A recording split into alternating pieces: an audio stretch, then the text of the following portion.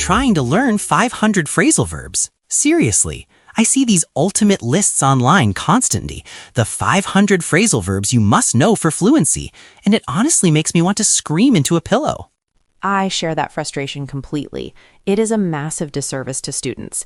They spend hundreds of hours memorizing obscure, dusty verbs like to egg someone on or to iron out, only to realize they haven't heard them spoken in a real conversation in 6 months.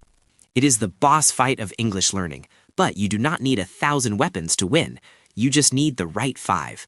Hello everyone, I am Leo, your guide to practical English. And I am Emma. Welcome to the podcast where we dismantle the myths of language learning and focus on what actually works. Today, we are taking a scalpel to that massive list of phrasal verbs. We analyzed real-life conversations, checked the frequency data, and narrowed it down. We are calling these the Big Five. These are the verbs so versatile you can use them in a boardroom, a pub, or a romantic dinner. Before we unpack these specific verbs, we need to address the elephant in the room. Why does English rely so heavily on these strange two-part words? Why say give up when you can say surrender? That is a question of history. It goes back to the roots of the language itself. English is, at its core, a Germanic language. Old English was full of these short, punchy combinations of verbs and prepositions. Correct, but then in 1066, the Norman conquest happened. French-speaking rulers took over England, and they brought Latin-based vocabulary with them. This created a class divide in the language that still exists today. So you had the ruling class using fancy Latin words like descend or extinguish, while the common people kept using their Germanic phrasal verbs like go down or put out. Precisely. And that nuance remains. Latinate words often sound formal, academic, or detached. Phrasal verbs sound emotional, immediate, and honest. If you tell a friend, I cannot tolerate this behavior, you sound like a lawyer. If you say, I can't put up with this, you sound like a human being. That distinction is why mastering these 5 is crucial. It isn't just about vocabulary, it is about tone. You want to sound relatable, not like a textbook. So let's abandon the rest and learn the best. Number 1, the king of phrasal verbs, to end up. This is a fascinating verb because it carries a narrative arc within 2 syllables. In standard English, the definition is to eventually arrive at a situation or place, but that definition misses the flavor. The flavor is the lack of intention. That is the key. And up implies that the result was not the original plan. For example, we wanted to go to the Italian place, but it was closed, so we ended up eating pizza in the car. It describes the twists of fate. I use this constantly when people ask about my career path. I could say, I studied law, and subsequently I became a podcaster. That is factually true, but it is boring. It sounds like a linear progression. Instead, you say, I studied law, but I ended up working as a podcaster. And that implies a story. It implies I tried other things, I made choices, I failed at some, succeeded at others, and this is where the river of life deposited me. It is far more natural than saying, in the end, I became... It also works for physical locations. You go out for one drink and you end up in a karaoke bar at 3 a.m.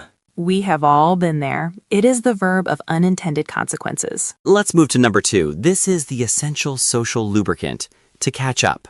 If you learn only one verb for your relationships, make it this one. It operates on a spatial metaphor. Imagine 2 runners. One is ahead, one is behind. The person behind needs to run faster to reach the same level. That is the literal meaning. But we rarely use it for running. We use it for information. If I haven't seen you in 6 months, there is a distance between our lives. I don't know your news, so we need to close that gap. Saying, hey, we should meet and exchange information about our recent lives is terrifyingly robotic. But saying, hey, we should catch up over coffee sounds friendly and low pressure. There is a second usage that is vital for the workplace. You can catch up on tasks. I have been on vacation, so I have a lot of emails to catch up on. It implies a debt of time that you need to pay back. Notice the preposition change there. You catch up with a person, but you catch up on a task. That little particle changes the direction of the action. It is versatile. You catch up with old friends, catch up on sleep, catch up on your favorite TV show. It is always about restoring a balance that was lost. Number 3, this one is vital for your productivity and your sanity. It is the verb of cognitive struggle, to figure out. This is the natural way to say to solve or to comprehend. But again, there is a nuance.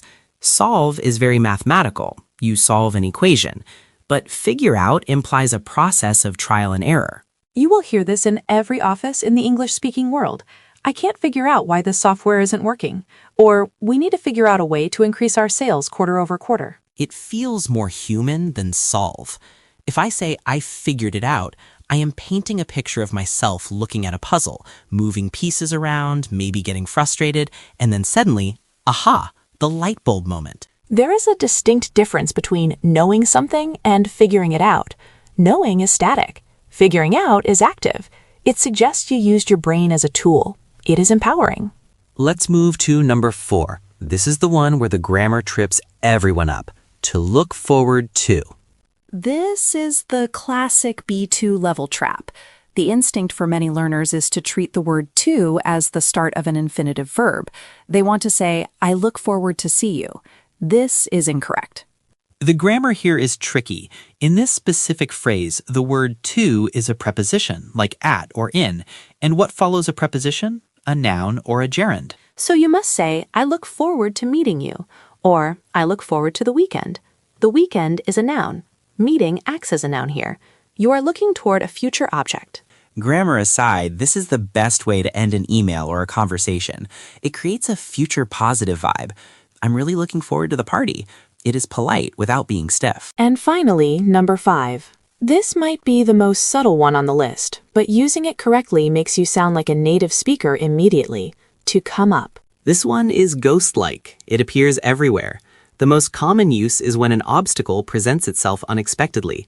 But notice the agency. You didn't find the problem came to you.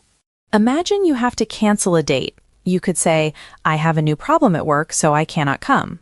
It places the blame on the work, but it sounds heavy. Instead, you say, I'm so sorry, something has come up. It is the perfect professional excuse. It is vague enough to be private, but serious enough to be respected. You don't have to explain what it is. It just came up, like a submarine surfacing. It also applies to conversation topics. Your name came up in the meeting today. It means the topic rose to the surface of the discussion naturally. Nobody forced it. So we have end up, catch up, figure out, look forward to, and come up. Emma, if you were stranded on a desert island and could only keep one of these verbs, which would it be? That is a difficult choice. I think I would choose figure out. Survival is all about problem solving. I would need to figure out how to build a fire, figure out where to find water. It is the verb of survival. I reckon I'd pick figure out as well, but for a different reason. Life is essentially just one big, long problem we are all trying to figure out, isn't it? That is surprisingly deep for a Tuesday, Leo. I have my moments. Let's do a challenge. I want to prove to our listeners how much better these words sound compared to textbook English. I am going to tell a short, boring story using standard Latinate verbs. You translate it into real English using our Big Five. I am ready. Give me the robot version. Here is the story. I planned to go home early, but an unexpected problem appeared. I stayed at the office to solve the issue. Because of this, I finally arrived at home at 10 p.m. I am excited about sleeping now. Okay, that is grammatically correct, but it has no soul. It is stiff. Let's apply the phrasal verbs to give it some flow. Here is the translation. I planned to go home early, but something came up. I stayed at the office to figure it out. I ended up getting home at 10 p.m. I'm really looking forward to sleeping now. The difference is night and day. The second version flows, it connects. Came up feels softer than appeared. Figure it out sounds like you worked hard. Ended up emphasizes the frustration of the late arrival. The phrasal verbs act as the glue. They lower the register of the speech, making it more intimate. When you use the first version, you are reporting facts. When you use the second version, you are sharing an experience. We have been talking for a while now, and if you take nothing else away from this episode, take this. You do not need a massive vocabulary to be fluent. You need a functional vocabulary. I am convinced that if you master just these 5, truly master them, understanding the grammar and the nuance, your English will sound 50% more natural by tomorrow morning. So we have some homework for you. We want you to write a short story in the comments section or on our social media. Use at least 3 of these phrasal verbs. Tell us about a time you ended up somewhere strange, or tell us what you are looking forward to this year, or tell us about a problem you finally figured out. We will be checking the comments to help you with that tricky gerund grammar on Look Forward To. Do not forget to subscribe to the feed so you don't miss our next deep dive. Thanks for hanging out with us. We will catch up with you in the next episode.